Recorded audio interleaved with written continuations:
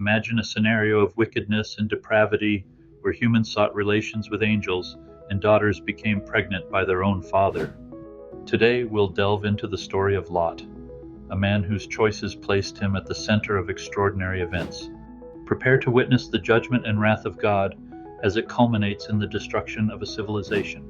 Before we dive into today's content, make sure to hit that like button, subscribe to the channel, and don't forget to turn on the notification bell so you never miss out on our latest updates.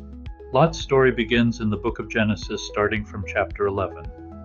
Lot is introduced as the nephew of Abraham, then Abram. After the death of Lot's father Haran, Lot followed Abraham from Ur of the Chaldeans to Haran and then to Canaan. Throughout their travels, Lot and Abraham both prospered, but tensions arose between their herdsmen as their flocks grew too large for the land to support them. To avoid further conflict, Abraham generously allowed Lot to choose where he wanted to settle, displaying Abraham's commitment to peace and spiritual maturity.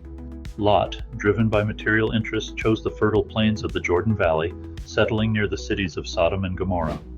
Although the land was prosperous, the people of Sodom were extremely wicked. Lot's decision to live near Sodom reflected a vulnerability to worldly temptation, in contrast to Abraham's faithfulness. Even though Lot was described as a righteous man in 2 Peter 2:7-8, he was continually distressed by the immorality around him, yet he remained in Sodom, involved in its local affairs. Meanwhile, God appeared to Abraham in the form of 3 visitors under the oaks of Mamre. This encounter is significant because it reveals God's promise to Abraham that his wife Sarah would bear a son within a year, despite her old age.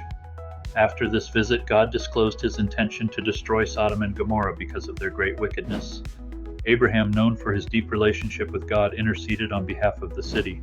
In Genesis 18, he boldly questioned God, asking if he would spare the city if 50, then 45, 40, 30, 20, and finally even 10 righteous people could be found. Abraham's persistence in seeking God's mercy highlights the power of intercessory prayer, as seen in James 5:16. The prayer of a righteous person is powerful and effective. Despite Abraham's prayers, Sodom's wickedness could not be overlooked, and God resolved to destroy the city. In Genesis 19, 2 angels arrived in Sodom, and Lot, like Abraham, displayed hospitality by inviting them into his home. However, the men of Sodom, consumed by sinful desires, sought to harm the visitors, demanding to have sexual relations with them.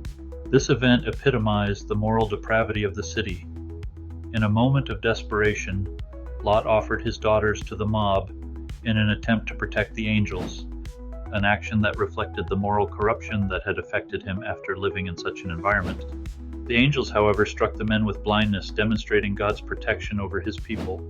They then warned Lot to gather his family and flee the city, as God was about to bring destruction upon it. Lot hesitated, revealing his attachment to the city and the life he had built there. But the angels forcibly led him, his wife, and his 2 daughters out of the city, urging them not to look back.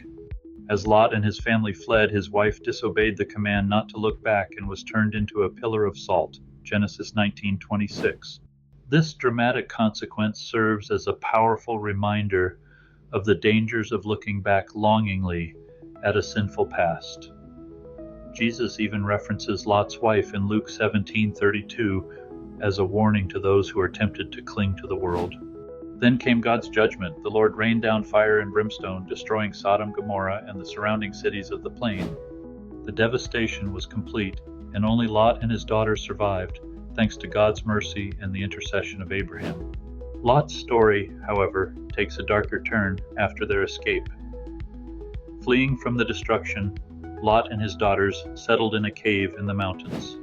Fearing that they were the last people left on earth and desperate to preserve their family line, Lot's daughters committed an immoral act. They got their father drunk on successive nights and slept with him, resulting in the births of Moab and Ben-Ammi. These sons became the patriarchs of the Moabites and Ammonites, nations that later caused trouble for the Israelites. Genesis 19:30-38.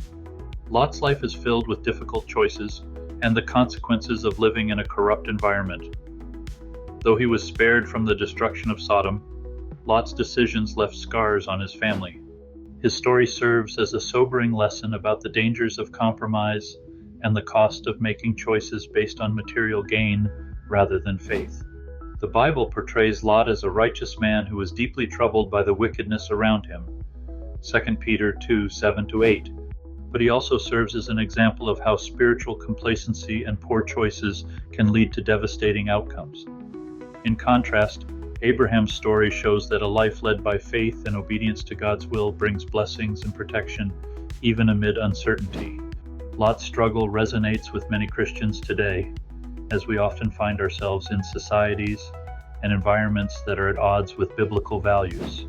The Apostle Paul in Romans 12:2 urges believers not to conform to the patterns of this world, but to be transformed by the renewing of their minds. Lot's story is a call to resist the temptations of the world and to make choices that align with God's will, even when faced with cultural pressures. Lot's ultimate failure came from choosing to live in a morally corrupt environment, allowing that corruption to impact his family. His tragic end reminds us that proximity to sin can affect not only ourselves but also those we love. In the end, Lot's story serves as both a warning and an encouragement. His life shows that God is merciful and will save the righteous, even from the most wicked situations, but it also reveals the dangers of compromising one's faith.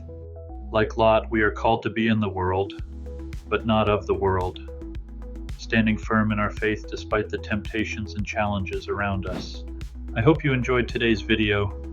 If you've made it this far, 2 similar videos will appear on your screen. Just click to watch. Thank you, and may God be with you.